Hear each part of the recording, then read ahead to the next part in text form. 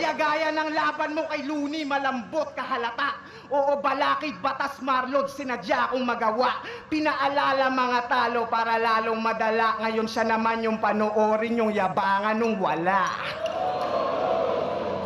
Kasi seryoso, mga bars mo puro lang fictional tapos taglish yung panloko.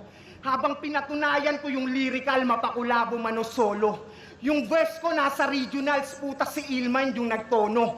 Tagalog rap sa international, ngayon sinong tumagos sa globo? Samantalang Okay din, may mga nababanggit si Mot na nababanggit ni Tipsy D. So parang nagkokontrahan din sila. Yung kay Tipsy D, yung bago, yung round 3 din ni Tipsy D, yung kay, ay round 3 ba yun? Yung kay Looney, tapos yung, ano kala mo, babanggitin ko si Balakid at Batas, yung mga about sa tumalo kay Tipsy D. Tapos ngayon, binanggit siya ni Mot. Yung mga tumalo kay Tipsy D nga, si Batas, si Balakid, si Looney. Tapos finiflexan dito ni Mot si Tipsy D na pang-international siya, yung may kanta siya. And then, ginamit niya yung linya ni Tipsy D. Na sinabi rin Tipsy D kanina, yung kabilang sino yung kabilang globo na tagus pa. Kasi nga pang-international si Mot, di ba? Okay. itong si Bobo ang tagal nung tumagos sa globo. Samantalang tong si Bobo ang tagal-tagal na rito. Malapit na magretiro, puta wala pa rin pang intro.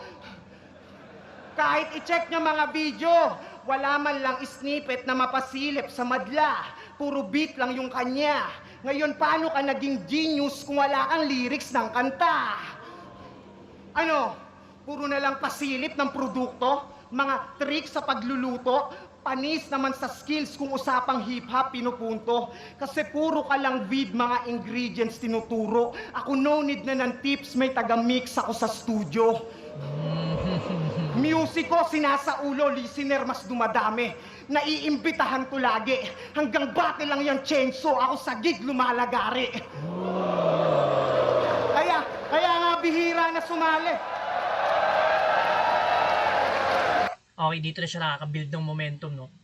Hindi ko lang natripan yung umpisa dito ni Mot, yung pala hanggang gitna niya siguro. Siguro yung mga first 2 minutes and a half niya na about sa lit edits angle ni Tipsy D. Dito pa lang nag-start talaga kumuha ng momentum si Mot, yung nung binring up niya na yung walang kanta si Tipsy D, pang battle rap lang siya. Na-mention na siya before, pero tingnan natin kung saan maglalanding tong ano ni Mot, angle ni Mot dito kay Tipsy D na to.